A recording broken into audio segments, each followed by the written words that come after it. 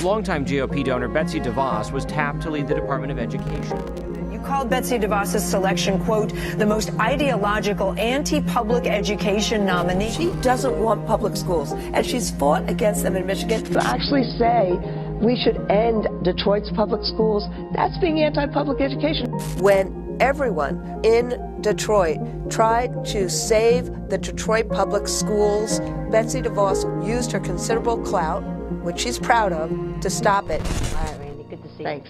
Randy Weingarten joining us right now. She's an ideological billionaire who values profits over students. She shuts out students, teachers, and community members. Someone needs to speak up. There are people who are not in the classroom speaking for teachers. Our voices need to be heard. Stand up, fight back! All our families welcome here. Our education is not for sale. Highly effective teachers, this is our voice. Children deserve someone with experience. I'm just a call. Grizzly bears have got to go. I think our most vulnerable students suffer. You know, everyone mobilizing and recognizing that we're really in a moment that we're going to have to stand together. We're not going to sit by as she privatizes public education. The 1-year anniversary, 80,000 people have taken the time to evaluate the Secretary of Education. Frankly, 90% of them gave Betsy DeVos a failing grade. But they tell great stories about what's happening in schools. You must know what else to say. We choose public schools. So we want to actually bring these comments to her directly.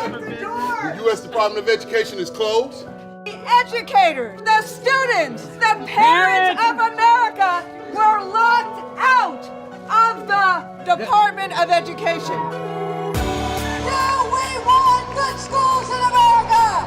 I am tremendously glad to see all of my union sisters and brothers from AFT and from all the unions. AFT, unity! We're an organization that knows about and thinks about how important it is to stand as a community. When individuals get together, we become 5 people, 10 people, 100 people, 100,000 people.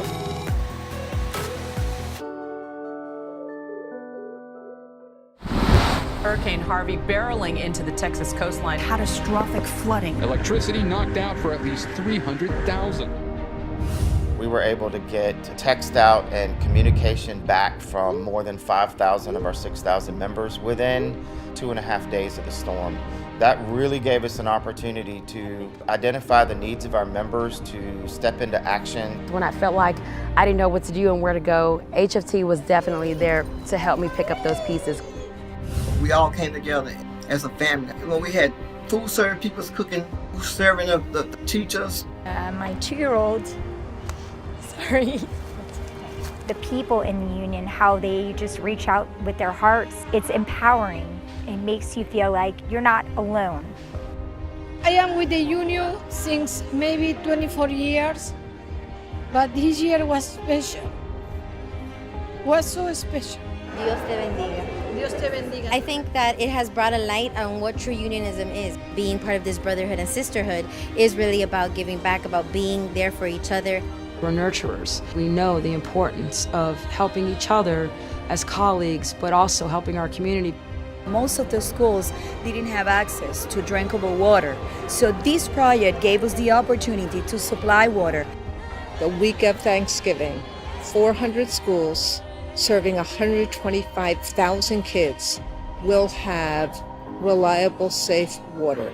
One of the teachers, she was crying today, and she said, "You don't know how much I suffered seeing my kids drinking water that is not purified." My goal was to bring that support, that love, that caring, that empathy. People just want to know that they're loved and they're taken care of. It's a blessing for the entire school. I'm never going to forget what you have done for our school. We're a union that both fights and cares. We are on a yellow school bus about to get to Tornillo to protest the separation of children from their asylum-seeking parents. We are working together as teachers, as leaders of faith, trying to bring supplies, trying to bring books to them. I pray today that our nation may hear this call. I think that it's very important that we have a voice for those children. When we want a contract. When do we want it? Now. You're asking for a decent wage. You're asking for staffing so that you could properly take care of your patients. If we didn't have the union, we wouldn't have no place to turn to. Just having the support of the people to understand what we're going through. We need safety here for the patients. We need safety here for us. I'm hoping that they come to their senses and do the right thing. Yeah. All those in favor? So we have our general members meeting tonight to vote on our Constitution. We're also at the same time launching our bargaining survey. At the end of this week, we're going to be serving our administrators with our intent to bargain to say, hey, look, we're ready to meet you at the table. It's really exciting to see students kind of realize that we can be part of this bigger movement to improve our working conditions. Educating the community and the public to stop for our buses. Our kids are worth that weight. We'll try to do good, and it really helped me. That's why I stayed in the union, and it makes me a stronger person. And aware of these important programs, but also to build a stronger union.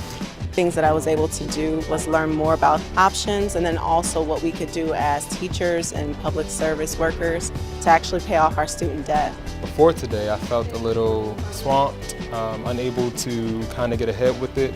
More positive about the union, just to know that they're going the step ahead and above and beyond. The Innovation Fund is the ideal vehicle for this sort of incubation at the local level because we want to invest in a promising educational practice. It's not just about the traditional collective bargaining. It's about teaching and learning and growing the profession. It comes from us, our hearts, our minds, and it speaks to our community. 7-8, prep to negotiate. The status quo of charter schools has been for so long that administrators and school boards kind of do whatever they want. It's obviously our belief that when school administrators and school boards work with teachers, that kids and families end up winning. And unions are the only way to really meaningfully ensure the teacher voice is heard and continues to be heard.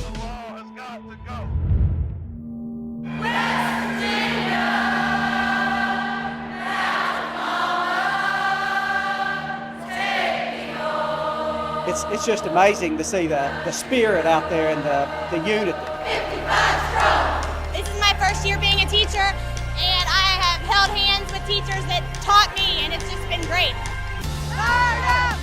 Be able to live and have good retirement and good health benefits. And we're just here to support them. We want them to know that we believe in them. Definitely made a scene, and we are making a scene. West Virginia first, Oklahoma next. The people who educate children, that is who I see. And the solidarity we have with each other. I said on Facebook yesterday that the feeling I had at the Capitol was electric. It's for a good cause, and we'll be back at school hopefully next week. And when I marched in this morning next to another 8th grader, that was the most powerful thing.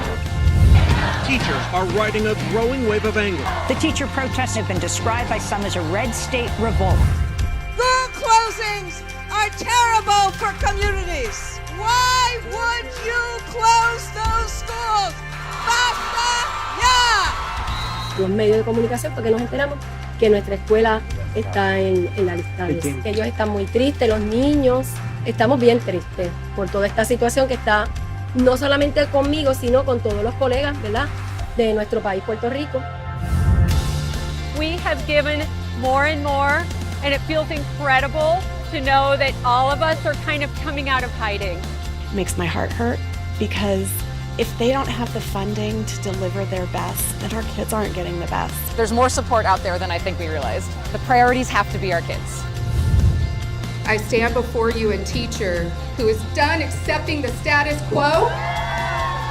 When we act collectively and together, we can get done what is impossible to get done alone. So I'm very inspired by AFT and Randy. Because of that reason, I'm going to be joining AFT. Today we walk, November we walk. We just won't allow backsliders in our house. And we will be in the voting booth in November.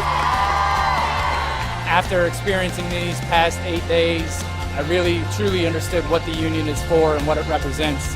Union membership will be even stronger than it was before.